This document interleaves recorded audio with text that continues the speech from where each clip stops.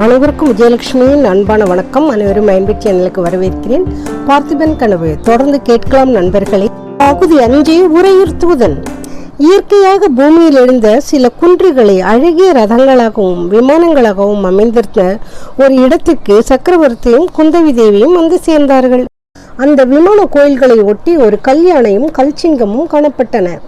இவையும் இயற்கையாக பூமியில் எழுந்த பாறைகளை செதுக்கி செய்த வடிவங்கள். யானையின் சமீபமாக சக்கரவர்த்தி வந்தார். குந்தவை, இந்த யானையை பார்த்தாயா? தத்ரூபமாக உயிருள்ள யானை நிற்பது போலவே தோன்றுகிறதல்லவா? 30 வருடங்களுக்கு முன்னால் இந்த யானை இங்கே இல்லை, ஒரு மொட்டை கற்பாறை மட்டுமே இருந்தது என்றார். இந்த கோயில்கள் எல்லாமும் அப்படித்தானே மொட்டை மலைகளாக இருக்கிறது அல்லவா என்று குந்தவை கேட்டாள். ஆம் குழந்தாய், இங்கு நீயும் நானும் வந்திருப்பது போல 30 வருடங்களுக்கு முன்னால் என் தகப்பனாருடன் நானும் இங்கு வந்திருந்தேன். உன் தாத்தாவை பற்றி தான் உனக்கு எல்லாம் தெரியுமே.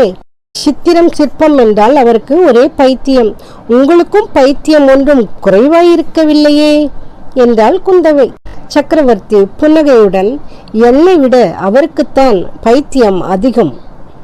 செங்கல்லாலும் மரத்தாலும் அவர் 1000 கோயில்களை கட்டினார். அப்படியும் அவருக்கு திருப்தி உண்டாகவில்லை. என்றும் அழியாத கோயிலை கட்ட வேண்டும் என்று ஆசைப்பட்டார். மலையை குடைந்து கோயில் அமைக்க விரும்பினார்.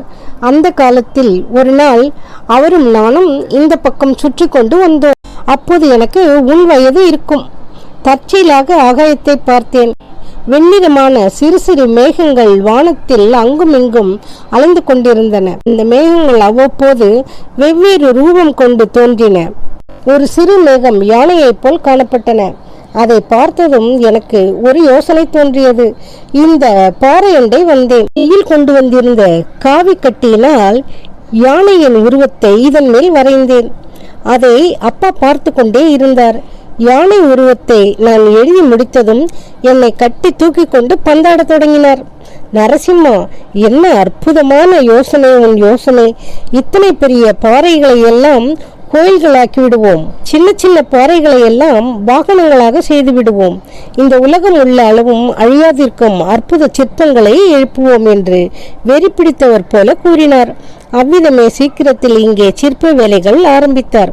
அது முதல் 20 வருஷ காலம் இந்த பிரதேசத்தில் இடைவிடாமல் ஆயிரக்கணக்கான உளிகளின் சத்தம் கேட்டுக்கொண்டே இருந்தது. நான் வடதேசத்துக்கு படையெடுத்து போன போதுதான் நின்று இவ்விதம் சொல்லி சக்கரவர்த்தி நிறுத்தி ஏதோ யோசனையில் ஆழ்ந்தது போல் இருந்தார். சற்று பொறுத்து குந்தவை, ஆமாம் அப்பா, 20 வருஷமாய் நடந்து வந்த சிற்ப பணியை நிறுத்தி விட்டீர்களே என்ற சந்தோஷத்தினால் உங்கள் பெயரை இந்த பட்டினத்துக்கு வைத்தார் போலிருக்கிறதே என்று சொல்லிவிட்டு குறும்பாக புன்னகை செய்தாள். அதை கேட்ட சக்கரவர்த்தி உரக்க சிரித்துவிட்டு, இல்லை அம்மா இல்லை, இந்த சிற்பம் தோன்றுவதற்கு நான் காரணமாக இருந்தபடியால் என் தகப்பனார் இப்பட்டினத்துக்கு என் பெயரை அளித்தார். நரசிம்மன் என்ற பெயருடன் எத்தனையோ ராஜாக்கள் வரக்கூடும். மாமல்லன் என்ற பட்ட பெயரை வேறு ஒருவரும் வைத்துக் கொள்ள மாட்டார்கள் என்று யோசித்து அப்பா இந்த பட்டினத்துக்கு மாமல்லபுரம் என்று பெயர் வைத்தார். அப்பாவுக்கு என் மேல் தான் எவ்வளவு ஆசை என்று கூறி மறுபடியும் யோசனையில் ஆழ்ந்தார். ஆமாம் ஆமாம், தாத்தாவுக்கு உங்கள் பேரில் இருந்த ஆசையில் 100ல் 1 பங்கு கூட உங்களுக்கு என் அண்ணா பேர் இல்லை.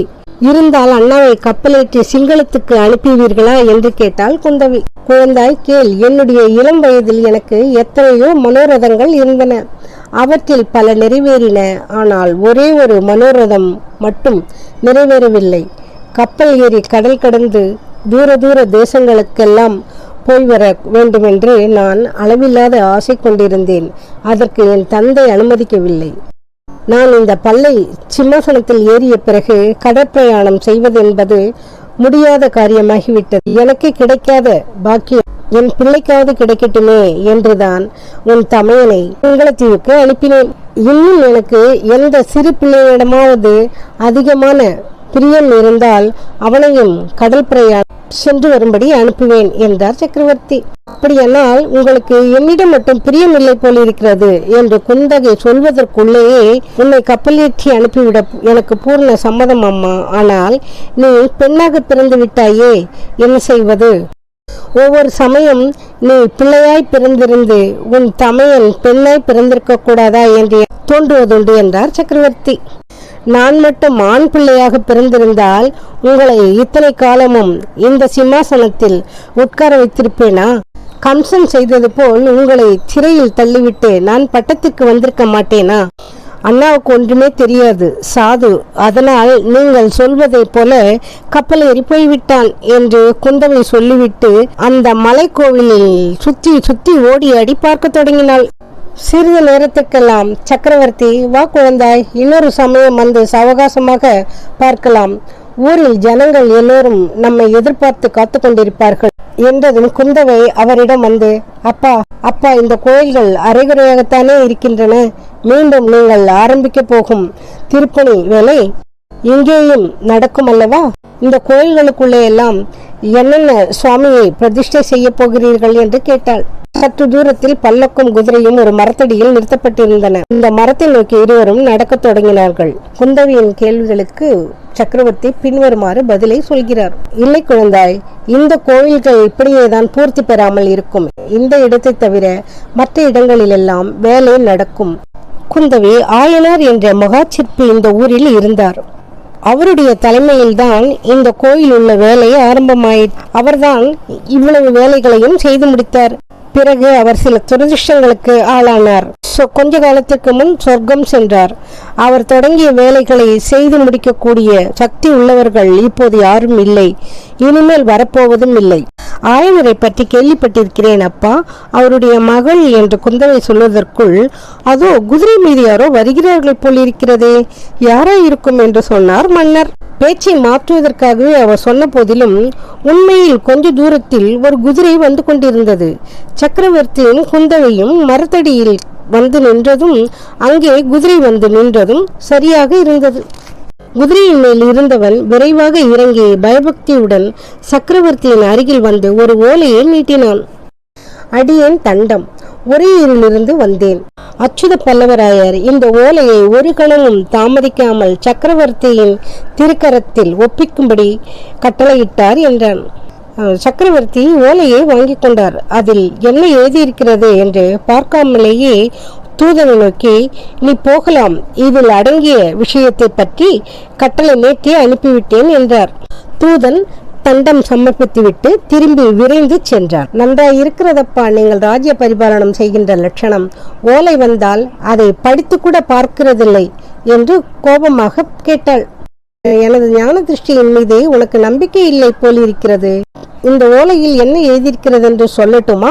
சோழ ராஜகுமாரன் விக்கிரமன் இந்த புரட்டாசி வெண்ணிலவன்று சோழ நாட்டின் சுதந்திர கொடியை உயர்த்த உத்தேசித்திருக்கிறான்.